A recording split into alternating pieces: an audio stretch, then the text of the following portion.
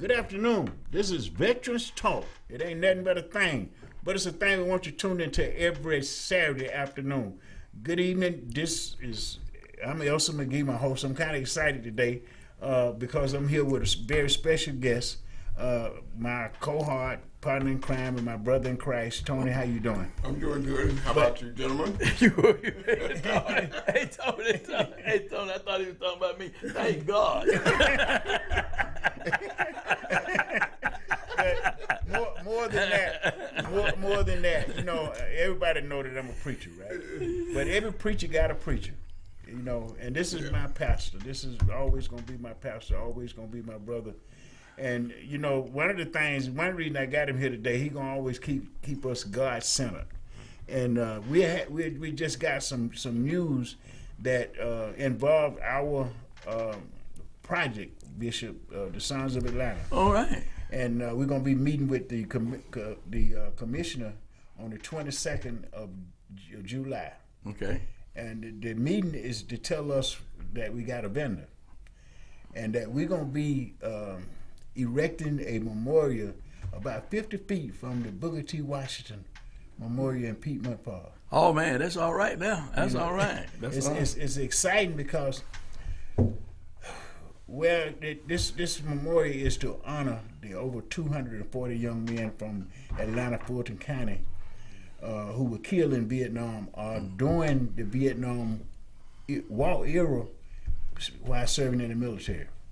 This has never been done before.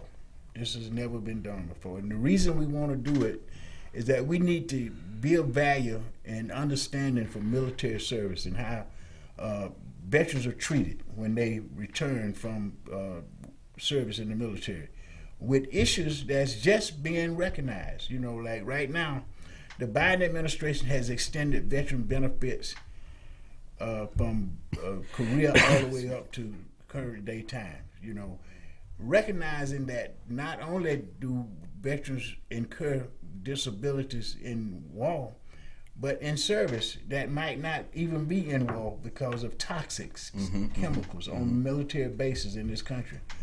And one of the issues that they have raised and made disability is hypertension. Now, you know who got more hypertension than anybody. Yeah. So we need the veterans to line up. Those that have filed claims and been denied, we need to refile them. We need to re-look at them. And especially, we are here to say to America and to everybody in Fulton County, this memorial is a call to unity for veterans in our communities.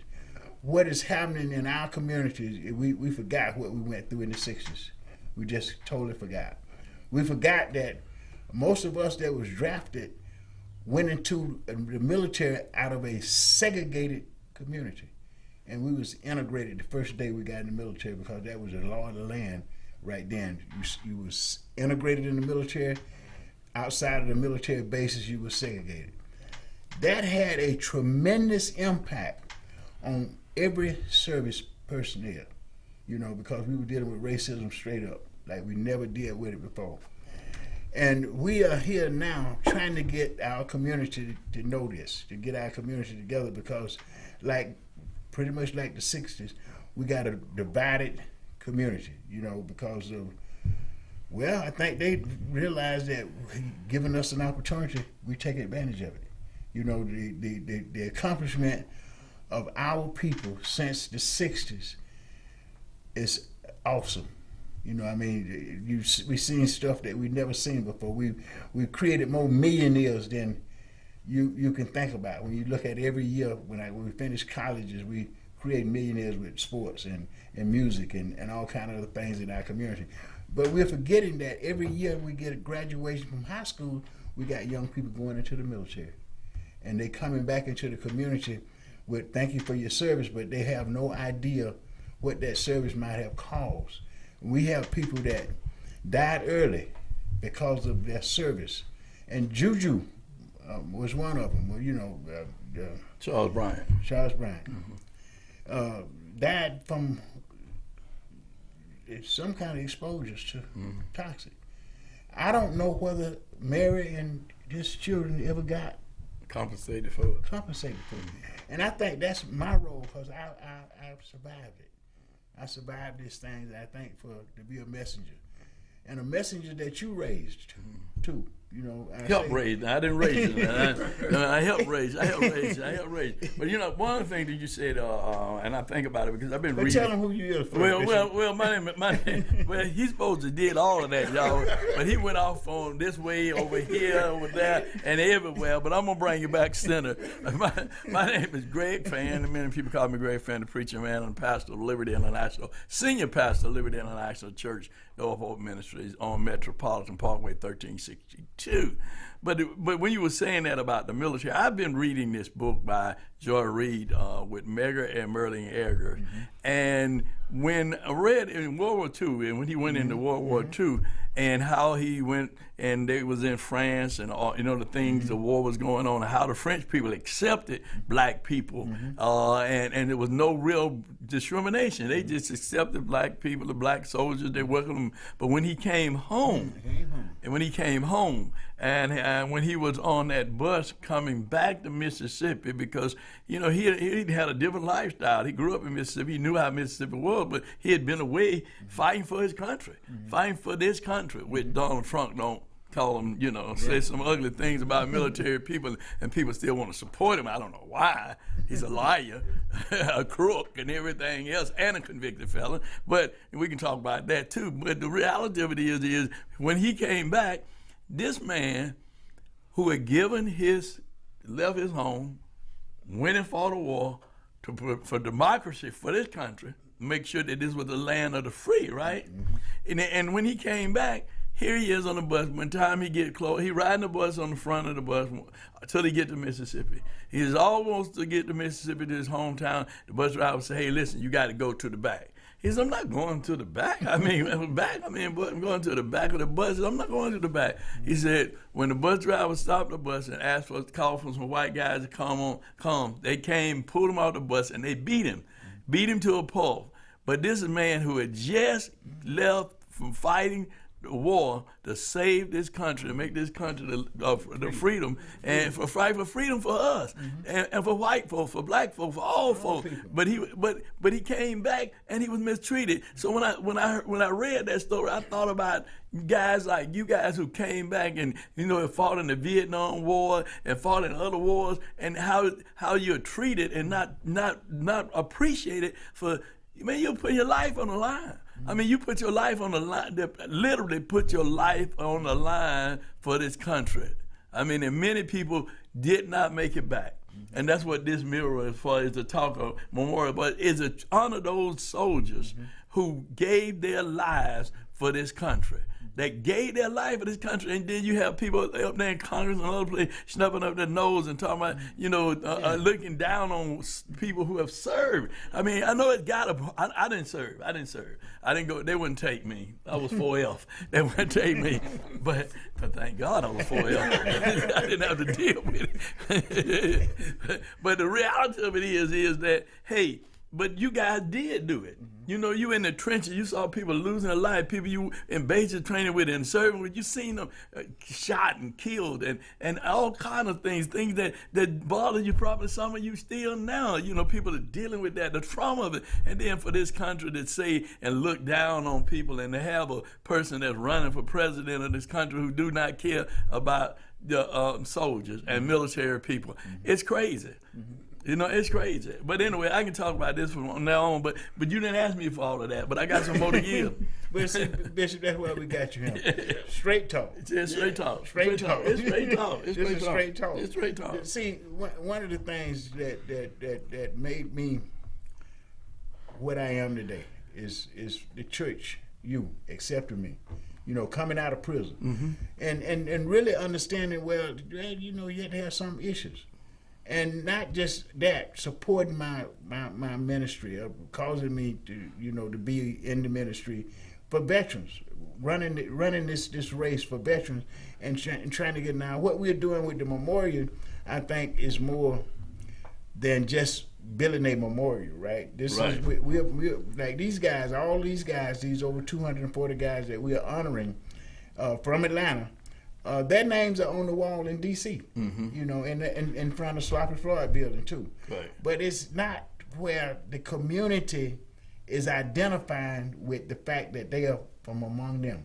They came from our high schools, our communities, and I think as we do this, it's gonna make people feel a little bit more for veterans and what they experience and the benefits they should be bringing back to the community. Now, that's a big thing because billions of dollars are being diverted from our community because veterans are not getting their benefits. You know, when I got out of prison, you was trying to help me get a job. Right, you know? right. And I, for a minute there, I had to wiggle and wobble with that because people was just identifying with the fact that I had a criminal conviction. So that they didn't look past that until they started saying, well, he got an education while he was doing the time. Right. You know, I did some things that was kind of unusual because of the church. The visitation I got from Earl Shinholster, Ruby Hurley, even Andy Young, and Reginald Eves reached out and made my time, not time hard done, but time hard learned. I had to learn some stuff and went to school with the benefits. But how many of homeless veterans you have today that are not getting their benefits? If they were getting their benefits and getting the care that they need, they wouldn't be homeless, Bishop. So that's why we are building more than a monument in the park. We're building a movement in the communities where these guys come from. We're going into all of the libraries and community centers with education units and resource units, bringing those resources that they should have to the community in a way that they can walk into their community center and get their information and get the help that they need, rather than searching through God knows what. When I first went to Georgia Department of Veterans Services back in 1969, they said, boy, you didn't come out the military with no disability you ain't got now. They didn't tell me I could find. Did they say, boy? Yeah, boy. Okay, they called him. They called him a boy. That turned me away right there and there. You done went to the service. You done went in, been to Vietnam, a place you didn't want to be, and all of that. And then the time you come, you like, man, every time you come in there, what they call you a boy. A boy. Yeah. I mean, you really. Well, you know, I think that one is nothing. Roy, you can say something too, but I commend you for your tenacity and your desire to continue to do this, because I know it hadn't been easy, and it's not easy, and you ran up against all kind of obstacles trying to do what you're doing, and still running against obstacles, even from your fellow veterans. Yeah, even from your fellow veterans, because they say, oh man, they ain't gonna do nothing. Oh man, this ain't gonna work. Oh man, blah blah blah. But see, one of the things is that when God has put something in your heart to do. When God has put something in your heart to do, He'll make a way for you. You know what I mean?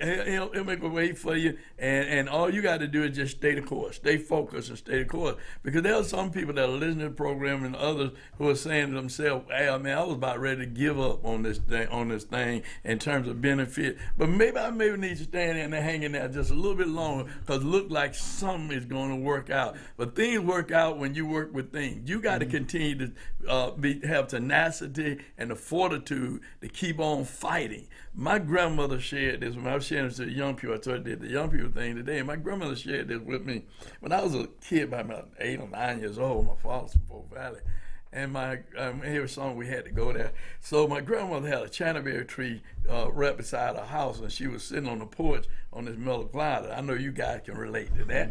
And so her back was turned to me. So me being a little managed boy I was, you know, mischievous boy I was, you know what I'm talking about. So I'm climbing a chinaberry tree, right? I'm climbing this tree behind her back. I get halfway up and fall down and bust my butt. And so, man, I'm laying on the ground that's hurting, arms stretched up, bleeding and everything. And she looked back at me and said, a quitter never win and a winner never quit. And got up and sashayed on in the house. I was pissed off, because I'm saying that would have been my mama. She'd have brought me cured corn, reached down there, grabbed her baby, picked me up and all that stuff. My grandma would go in the house, and man, when she went in the house, man, I'm mad. I'm like, what? So I went on and I climbed that tree.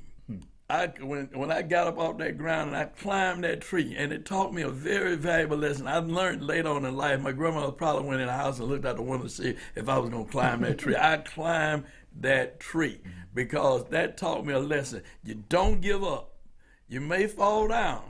Pick yourself up and keep on going, because if you keep at it, eventually you'll be successful. So what you're doing is you're being successful because you've been at it a long time, and the work is not ended. And somebody's going to pick it up, and they're going to run with it too, because there's a lot of these young guys out here, they're going to join in because they are not getting benefits. I think about the guy who killed himself, the Air Force guy who killed himself in the DeKalb County that day, naked, and they shot him, the officer shot him and killed him. But I think about these things because these are real life stories. These are real life stories. People don't appreciate you guys for the service that you have rendered to this country to keep us in a, well, we can go where we want to go, we can eat what we want to eat, and we can do all the things we want to do, but people don't, they don't understand how they got there, who helped that to happen. You guys, by fighting to make sure this land is still a land of freedom. And that's why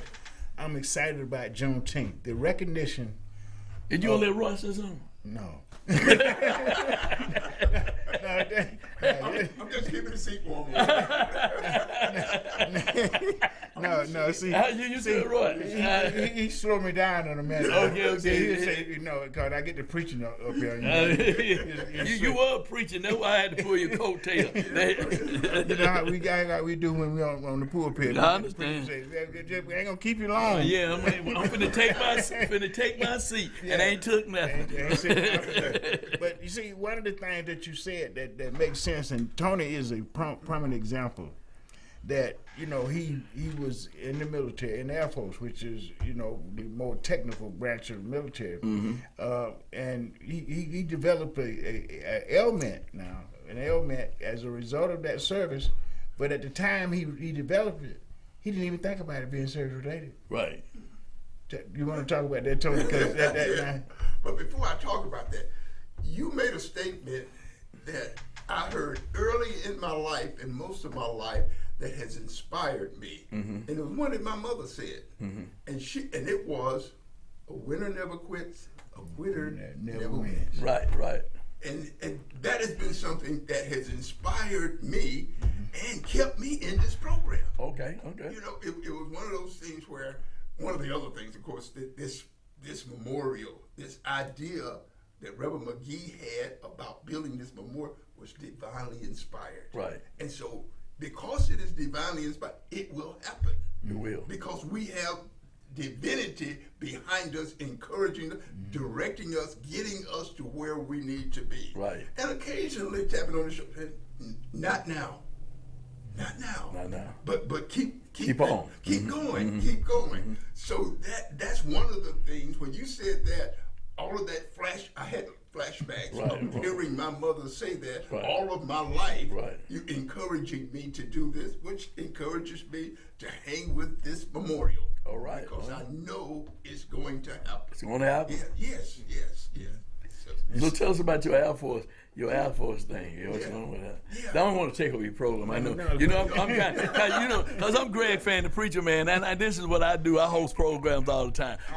Straight talk. All over the land. All over the land. Radio, TV, that's what I do. But anyway, I mean, just tell us about your experience, though, really. Yeah, my experience was nothing like his. Okay. Because I didn't go to war. Okay. I served stateside. Okay. And everything. But I was part of that supportive mechanism that the United States Air Force has for supporting a war effort. Right. And so we were there doing all the things necessary to make it happen. And secure, of course, the country while we're here, serving stateside. So I did not have that experience of actually going. However, being on an Air Force base, you're never aware of all the chemicals or anything that flies through that base on its way to wherever it's going. And as a result, that is a possibility that those of us who didn't go to war, served stateside, may have been exposed, but not knowing, because we never knew what was on those aircraft. Sure. We never knew. Yet we, in some jobs, loaded them, unloaded them, travel on them for other locations. And so, you know, that was my experience, and it's a possibility of my being exposed to an Agent Orange or one of the agents, one of the Toxics. yeah, that possibly could have created a situation where I would have been exposed. Yeah. Well, you know what they say about you guys in the Air Force. You guys, you know, and I'm glad you said it because you were the support group. The Air Force is, and it's like the elite of the elite in terms of service. But you guys have a dangerous job too, just like you said, with chemicals and all those other things that you're doing. And we know that just by out here Delta, I mean the airport out here, when they started dumping that fuel, when they coming in, and they got so much fuel, and they got to dump so much fuel, and they dumping it down on people's homes and property, you know, so they don't know if they being exposed to those chemicals or not. Because I saw something not too long ago where they would, you know, they had to dump, and I'm looking at all these fumes coming out of gas, whatever that fume is. I'm gonna say, I don't know if it's diesel fluid or whatever, jet fuel. That's what they call it, jet fuel. But when that stuff coming out, and it's just, and when the wind blows, it goes wherever it goes, right? So you don't know who exposed to it in terms of a range around here. I could be exposed to it. I live right out here nearby. So I mean, so I understand what you're saying. That in later years, it may come up that they were exposed in this community to toxic by dropping that fuel out of those planes. And that's one of the issues that the PAC Act has brought up, because like Tony being in the Air Force, they have actually gotten airplanes now that they have recognized as being exposed. Okay. So the guys that worked on those airplanes are eligible for benefits now. Okay. For cancer, diabetes, hypertension, all of the ailments that we see in our community every day, and we don't ask any question. Like Tony didn't ask any question when he was diagnosed with prostate cancer. Right. And that's a serious ailment that that I believe, and I tell him every time I see him, listen, you need to revisit this claim. Right. Because what happens, those benefits now, just get back to that, are meant for the veteran, his family, and the community. Now, if the veteran don't get the benefits, he's shortchanging himself, his family, and his community. The VA budget is over $307 billion. They gave away $56 million this year for mental health. Right? You see it in the streets up and down Metropolitan. Sure, absolutely. We see it all in our communities. We didn't get none of that money to Fulton County because we had some politics in there. They had us so distracted. They had us so distracted. The devil had us so distracted. We couldn't get the commission to focus on getting some of that money for our communities. And see, that's one of the things that we definitely got to do, is to make sure that those benefits are coming back to our community. We talked about suicide, right? We got a young lady that was in one of the programs that we created last year, and her son came home trying to get help, and he was had either PTSD or readjustment disorder. He couldn't get settled. He killed himself, went back to the service station, blew his own brains out. That traumatized her. I mean, this woman is so traumatized. She finally got her to set up an organization to try to help deal with other mothers with suicide. They give us something to to vent, to get it out, to see what's going on. So that's why. And we are. I'm actually chairing the Concerned Black Clergy Veteran Affairs Committee now, because we want to get the churches. We need the churches to start asking their veterans, listen, are you getting your benefits? And when they start talking about, I didn't go overseas, listen, go see them brothers that's Concerned Black Clergy, Vietnam Veterans of America, and talk with us so that we can make sure they know what's out there for them. And one of the reasons we're saying this, because so many veterans, Bishop, have just got fed up with the VA. Oh yeah. I mean, with the rejections and the misinformation you get when you go out there, they say, "Oh man, I'm gonna go out there, can't mess with them folks. Right, right. But that's shortchanging themselves. They need their health care. You know, health care is one of the largest costs of household nowadays. When you're service connected, all your health care is free.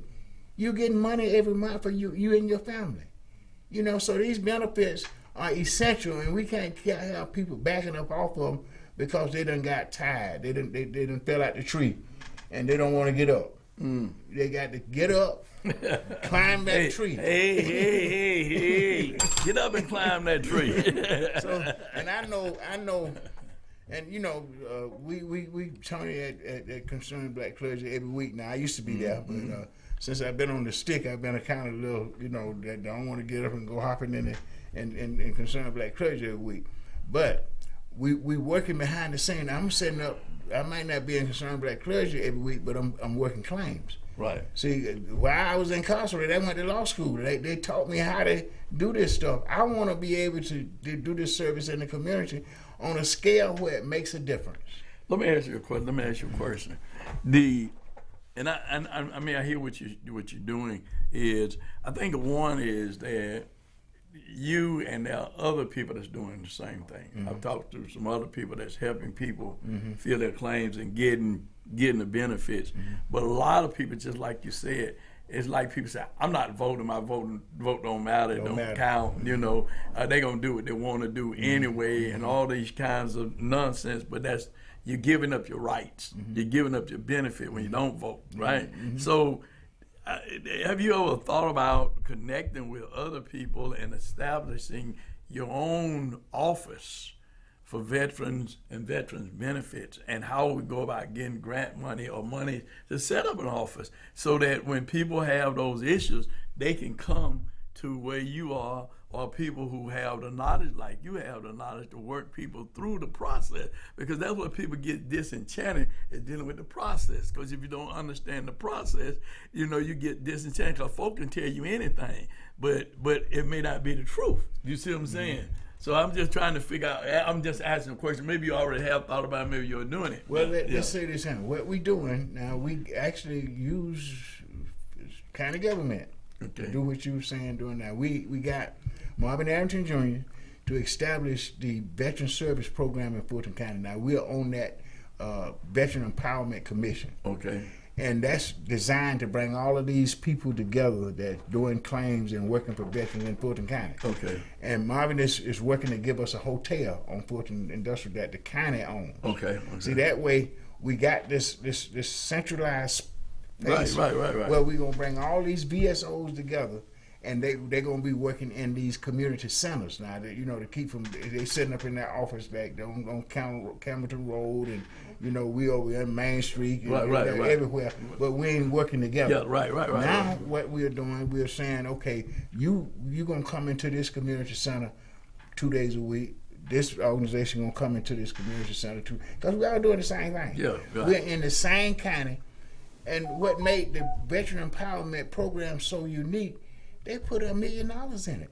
Oh, good. You know, now what we got to talk about that, because what happened to me and Tony been going around talking to the VSOs, right, trying to get them to come in. Right. They ain't got no grant writers. And what's been happening, the big boys coming there with the grant writers, they get the money. They get the money. Yeah, and see that's where, and I want to thank Commissioner Arrington for even wanting and pushing that effort. You know, the bigger problem is that we have people who can volunteer, who have the experience and whatever, all write grants, right? That's what they do. They write grants, and they secure grants. And I'm sure there are some people who are veterans. If we would move from this era of satanic, and I call it what it is, satanic thing of greed, selfishness, envy, jealousy, and all of these things. And a young man said this to me. He said this to me. He said, "Bishop," I said, "Yeah." He said, what was the difference between integration and segregation? Were we better off when we were segregated than we are now integrated? So when we were segregated, we had a common enemy. Now we don't have a common enemy. So we don't work together like we did when we were segregated, right? We don't work together. And so And he was right. And I don't think I said, you're absolutely right. I said, you're absolutely right, because we're going off into our own things, and we're not our brother's keeper. We're not loving our neighbor as ourselves. You know, as Jesus taught us, love your neighbor as yourself. I'm finna preach now. Love your neighbor as yourself. And he said, if you don't look out for the least, the less, and the lost, he said, you're going to hell. And our people have forgotten about this place called hell, because they think they're living in heaven and hell. But no, this ain't heaven and this ain't hell. They focus on materialistic things and things that they can get. And then they like the man who had the big, great harvest. God done blessed them to have a great harvest. He blessed them. And they had this great harvest. And then he gonna sit back and say, oh, I'm gonna eat, drink, and be merry. And then I said, fool, your soul is required to do this day. I didn't give it to you for you. I gave it to you to be a blessing for others. Because the more you're a blessing for others, the more God gonna bless you. You know, and so we used to be like that.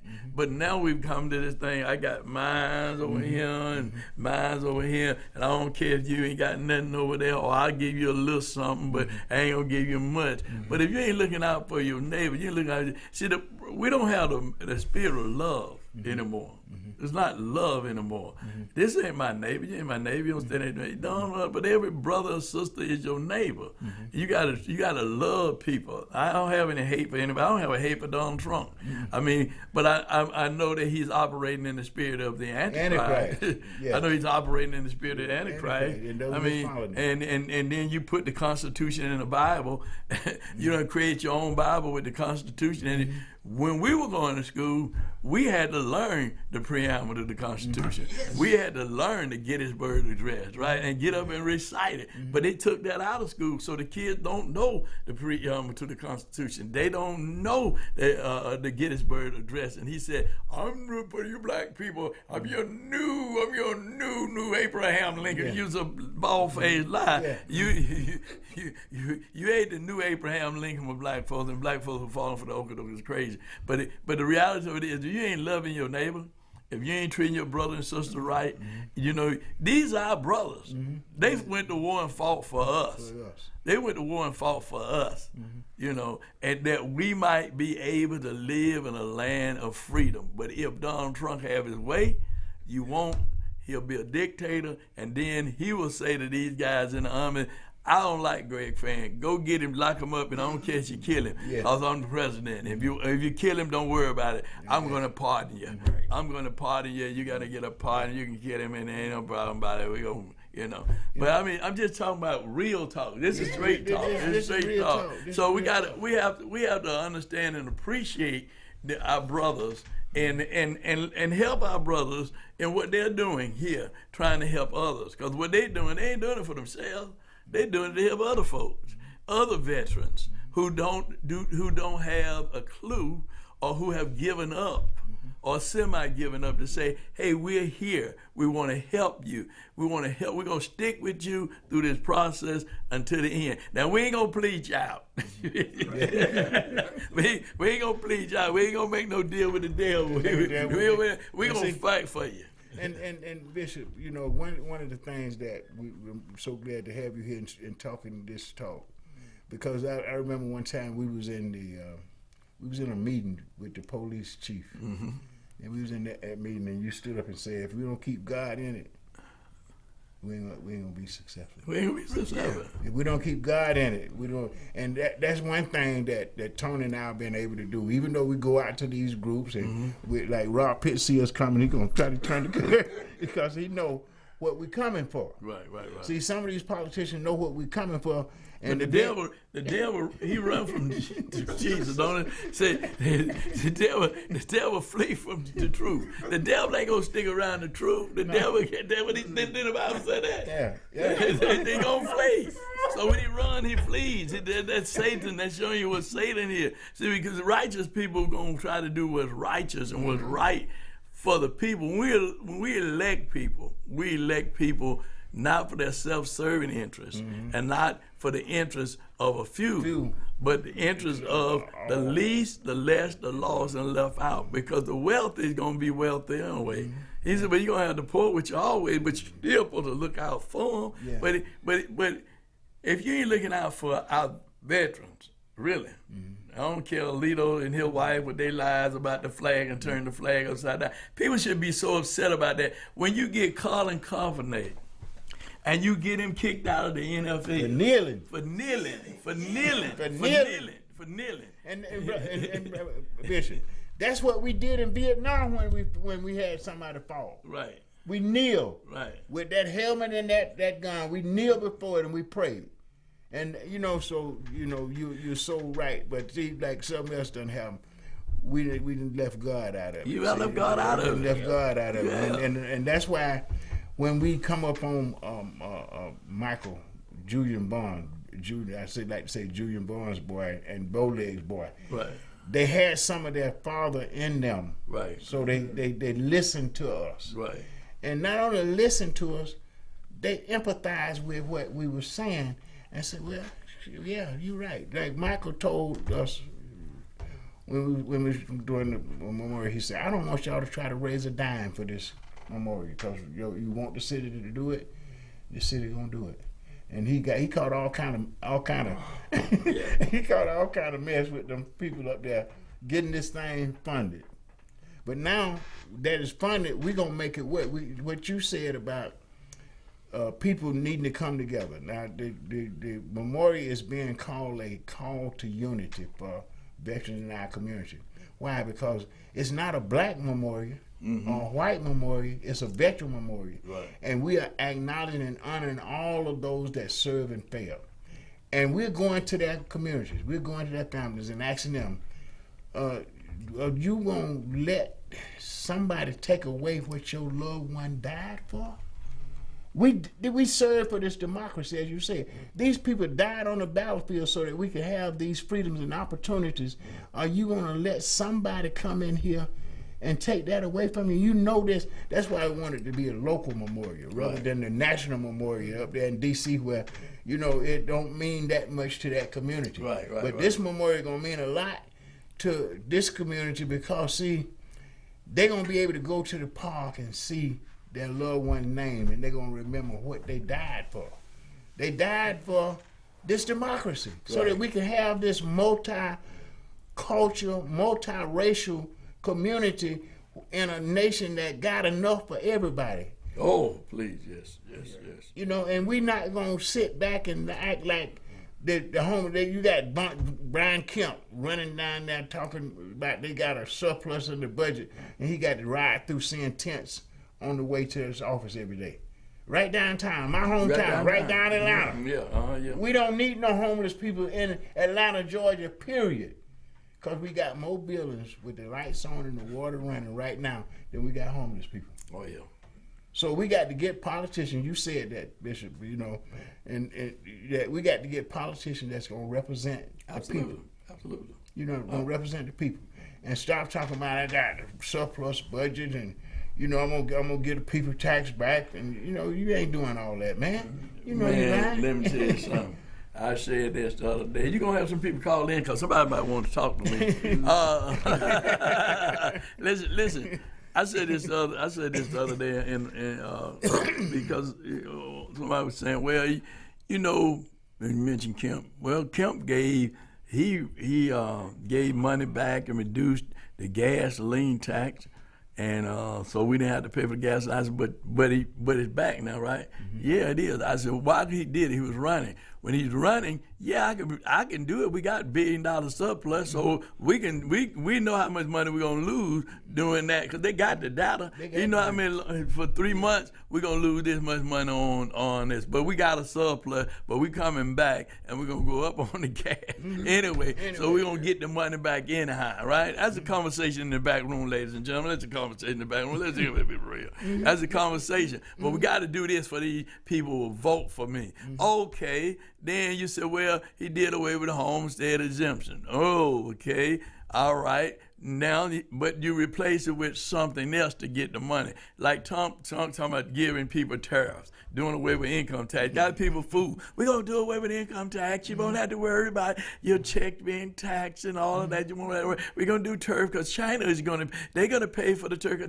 They importing all these goods and hit us. BS. We're going to pay the taxes on what's been here, and them taxes going to go out. You got to go back and study your history when they did that before with Swoop and the president who was the president at the time, when Henry Ford said, listen, don't do it because you're going to create a depression. And what happened? Yeah, they created a depression. And Roosevelt had to come in with the New Deal. Hello, somebody. And the only thing Trump did was he knew about the virus and everything. He told y'all, oh, take your shoot some Clorox in your arm and you'll be all right. You'll be all right. Yeah, Clorox. You'll be all right. I mean, he said all of these things, and people like, oh man, folks dying. People, you ain't think about all the people that died because Trump didn't do what he's supposed to do as president because he didn't care. He was doing what he needed to do to make people vote for him. And in addition to that, he created, my grandmother told me before she died, she said, Republic gonna put y'all back on the soup line. That was years ago.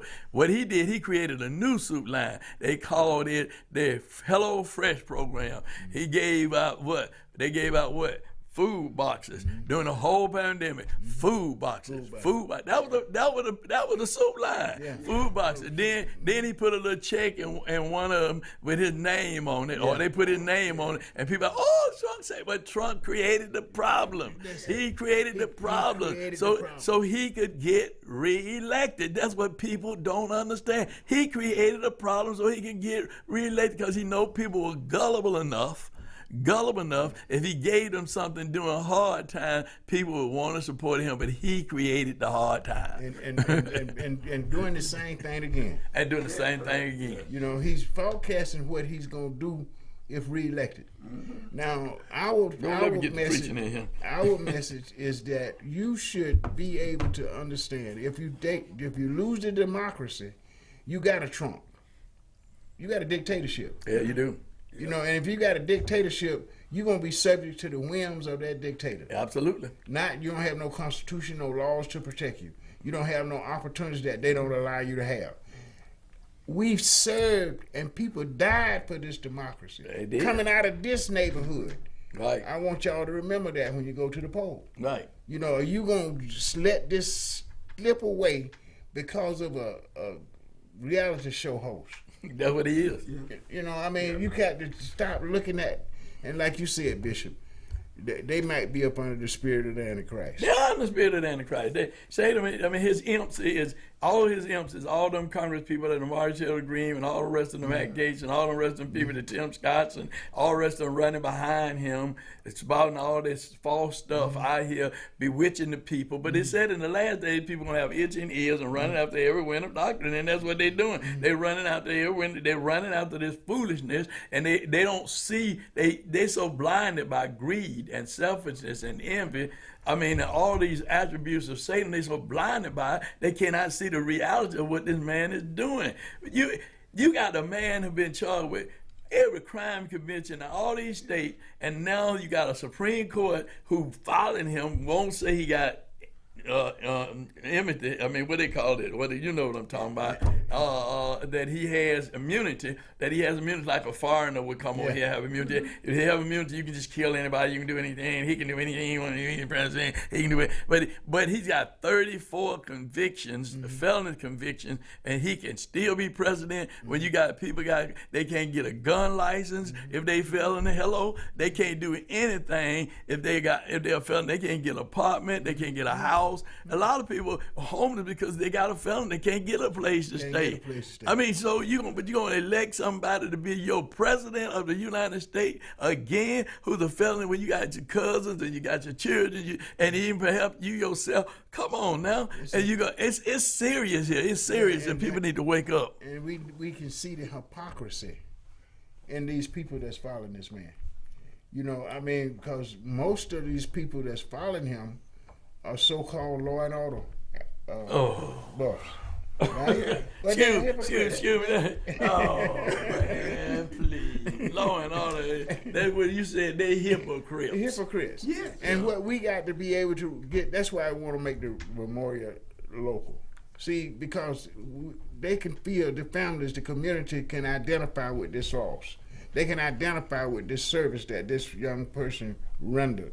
You know, most of these people, Bishop, died before they were 21 years old. You know, for us. 18, 19 Yeah, years for old. us. Coming out of our communities. You know, and as we celebrate, and we've been going around as we celebrate Juneteenth, we got to make our people realize this is our nation too. Right. You know, we got to take ownership for it. And you take ownership with your vote. You do. You don't let nobody trick you out of going to the poll to vote. You don't. You know, because if you do, you are sacrificing your sacrifice. You're right. The sacrifice that these young people made for us, we should not turn our back on it because of some reality show host. You're fired. You're fired. You're fired. You're fired. You're fired. You're Yeah. fired. Well, see, I think sometimes I think one of the people so attracted to him because he's a celebrity, right? You know, sometimes we get hooked up on, you know, these celebrities that got money, so we want to be like them. Man ain't got no money. Man, He got some he's lies. a con man. He got a back pocket full of lies. That's what he got. And see, he know how to play it. He do. He know how to play it because what he did. Now, notice this, Bishop. The first time in the history that I've been watching the presidency, this man took 6 billionaires in his cabinet. What did they go into the federal government for? Normally they went in there and they started privatizing federal government, turning it into their businesses. That's what they did. The VA. I want to talk. That's what I want to talk about. These benefits. Right. Are so hard to get because they got people that's at the VA, working in the VA, working against veterans. I said it, I meant it, and I go to court with it. Oh, don't go to court with it. We're holding court right now. You found not guilty. Now, I better not go to court. I should know better to go to court with him because he didn't stack the coach. Yeah, he done But stacked then, the see, what we want people to recognize, it didn't start with Donald Trump. Mitch McConnell was the one that stacked the Supreme Court. He did. See, we got to look at, like you say, history, Bishop, and not be blinded by this razzle dazzle that these Antichrist people got. but you know, I think Roy want to say something. Roy, I'm gonna let you say something. Because see, we'll get to preaching. I mean, we two preachers, and we'll get to preaching, Roy. But you know, I think one of the things is, and I don't think I know. One of the things is that you talked about the courts and McCartney. What he did was block the appointment of one Supreme Court justice. But Trump, when he got in there, he was able to appoint that person. But there were so many vacancies on the lower appellate court, he was able to appoint those positions, right? Now those positions, you know, they don't have to be approved by the Senate. That he can just appoint, right? The Supreme Court went there. But so what happened is he was able, because since Biden been there, he done fill some vacancies. I think about 12 of them, and they're all black. Well, now he doesn't feel a lot more than 12. I mean, he feels a lot about 12 on the appellate court. Right. But now he got a lot of district court judges. Right. Now, that's what we need too. Right. Because that's where the rubber meets the road, really. Right. You know, when we go into court. I don't know if the rubber meet the road right there, the way the Supreme Court acting now. They'll go down there and grab it and say they want it here. So don't bank on that, because what used to be ain't no more. Ain't no more. Ain't no more. Because I never seen the Supreme Court hold up a case this long. But I'm gonna tell you what. Sometimes, man, even though you save, you regress in your thinking sometimes, right? I say, if I was Biden, the minute the Supreme Court gave me immunity, I have him croaked. I have him hit. I go. Wait a minute. We don't want to have that. Let me know. Don't digress like that. Please don't. Lord help him, Jesus. He didn't say that. He didn't mean to say it, Lord. He didn't mean to say that. He didn't mean to say that. But see, the man is so ignorant, though, that when it comes down to what he's saying sometimes, I be wondering, I said, did he mean to say that? You know, I mean, why would he want the president to have immunity when he's not the president? Well, let me just say this. It's not that he's privileged.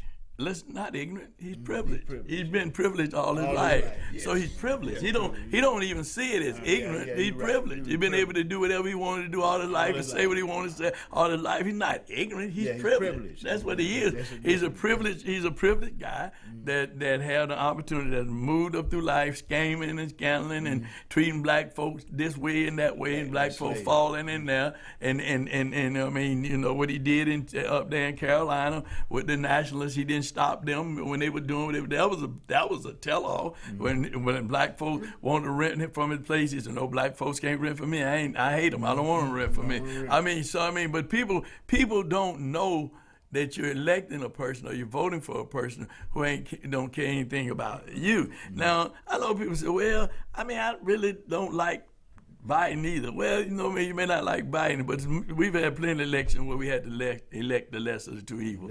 And this thing is that Biden is showing that he's more about democracy than he is becoming a dictator. To your point, he could do anything he wanted to do as president. If the day when they say that he has immunity, that's the day when he can do whatever he want to do.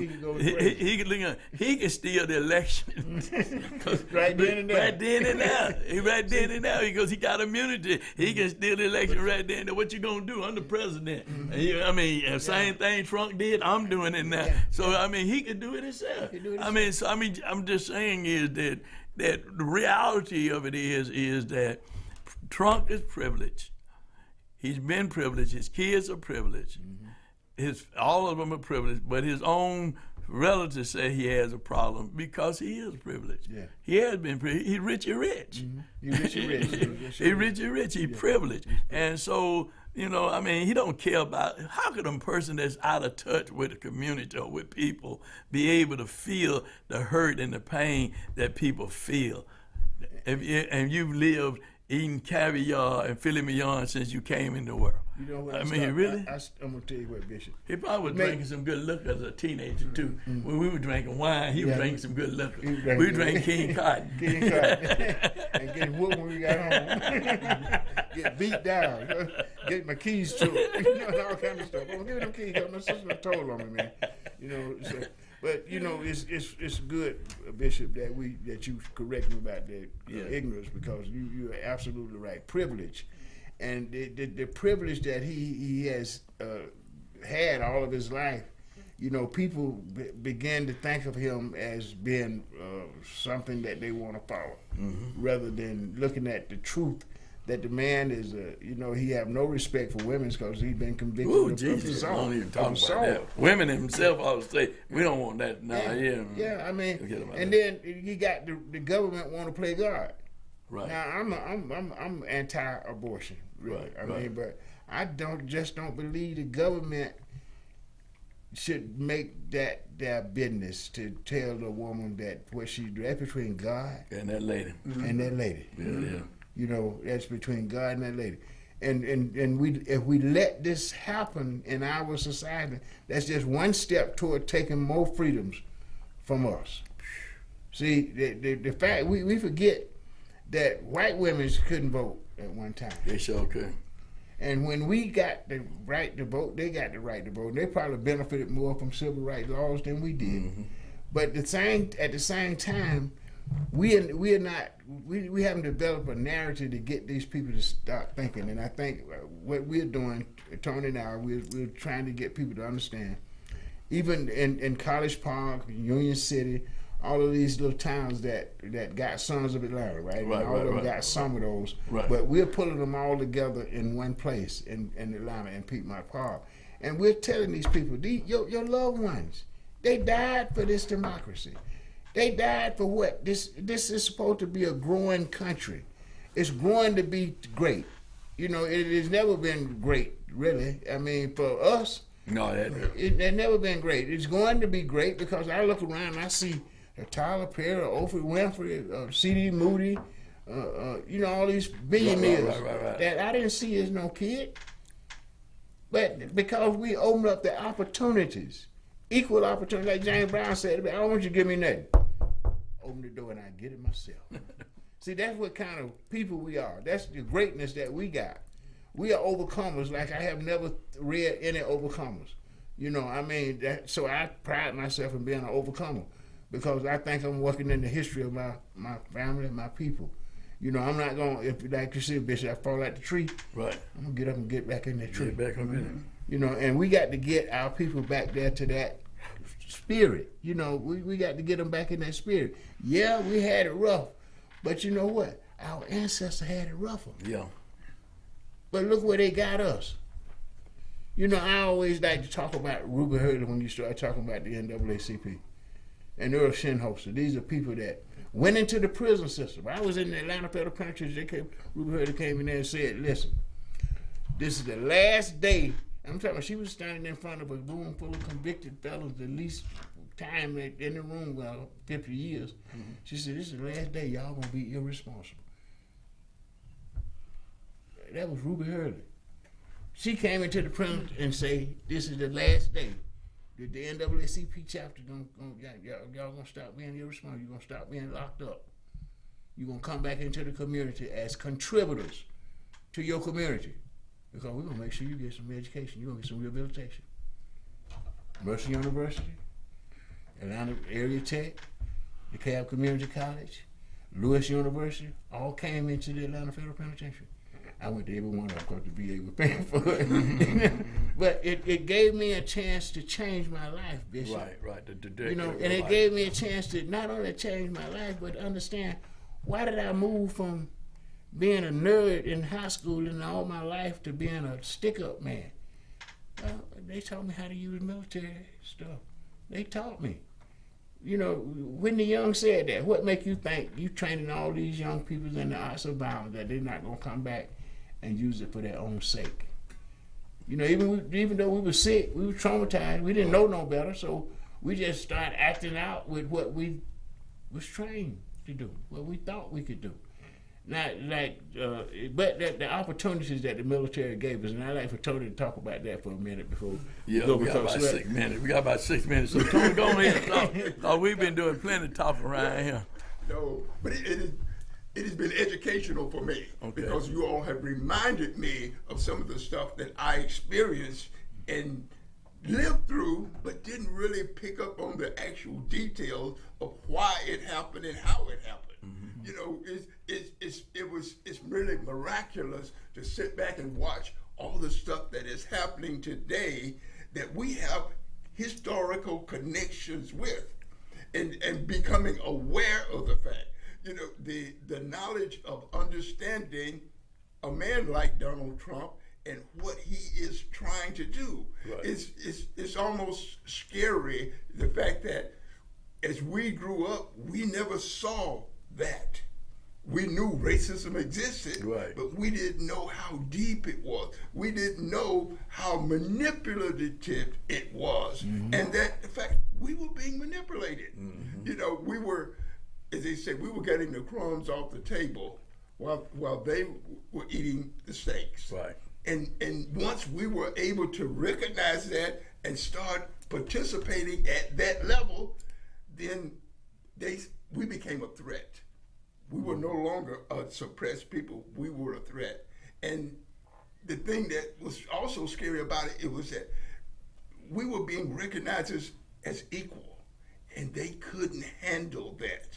They just couldn't handle. So they did everything they could and continue to do everything they do to keep us suppressed. Mm-hmm. But we've shown our resilience. You know, the idea of this city, when we left here, the governing body was white. And look at it now. They're the minority in the governing body. Not for long. But I believe for long. Well, I don't think they're going to be able to regain the position that they had, because we now understand what it takes to run our city. Well, let me just say this, Tony, and I know that we got a few minutes. And this, I'm getting a little pushback on that. The city is changing in terms of the population. And I mean, because they did away with public housing. Mm-hmm. That's what we were. That's how Maynard got to be the mayor, right? When they did away with public housing, they displaced a whole black voting block, right? So now they're building the skyscrapers and all that and everything all over the city, and who moving in them? Who can afford to move in them? So I mean, and they're voting. From the last election, you could see that the trend now is changing in terms of who they elect. Even if they're electing black folks that look like us, but they ain't black folk for us. Oh, I'm gonna say it again. Even though they are electing black folks who look like us, they ain't black folks who vote like us. And many of them, if you look at Clarence Thomas, you look at Tim Scott, you look at, what's his name? Wait a minute, I'm going on Clarence Thomas, Tim Scott, the other guy, Donaldson, all those black folks who are really pushing for Trump, they got white wives or white significant females in their life. So they don't think anymore like black. They don't think about the hurt or the pain or where they come from. They don't feel that no more. Well, Malcolm said that though. Yeah. You know, Malcolm said that we master. Say when the master got sick, the slave felt that he was sick, and we master. We're still identifying, those people are identifying with the master. But you know, one of the things that impressed me with Tony stuff is that he was the first black aircraft controller I ever met. Really? You know, because the military made him. You know, I don't think he knew what an aircraft controller was before he went in there. But you know, he retired aircraft controller. Man, congratulations! We need you back in the tower. But you know, we want our young people to understand that now we're not talking down the military. No. We're talking it up, because right now I got a Department of Defense secretary that look like me. You know, and that has never happened in history before. And there are a lot of opportunities. I want to salute my grandson. I just talked to him the other day. He's at Fort Bragg and E6. And I want to salute all the young people that's serving now. You know, serve, we got your back. What? Your time. Oh, yeah. You know, close that, Tony. Go on, close that, man. You know. We would encourage everyone every Saturday from 4 to 5 here. Follow us on Facebook, like us on Instagram, but be here on Saturday from 4 to 5 talking Veterans Talk, dealing with veterans things in our community. And we're going to have the bishop back again, too. I'll be glad to come back anytime to talk politics, to talk religion, to talk straight talk. And tune in to watch us on Straight Talk each and every Friday. We're on Straight Talk on YouTube, and then on Sunday, WIGO 1570 on your AM dial at 7 p.m. with yours truly, Greg Fan, the Preacher Man, and Shannon E. Jones. Yes. Next week. Yes, thank you, Bishop. Yes. This show was shortened up today for some reason. Yeah.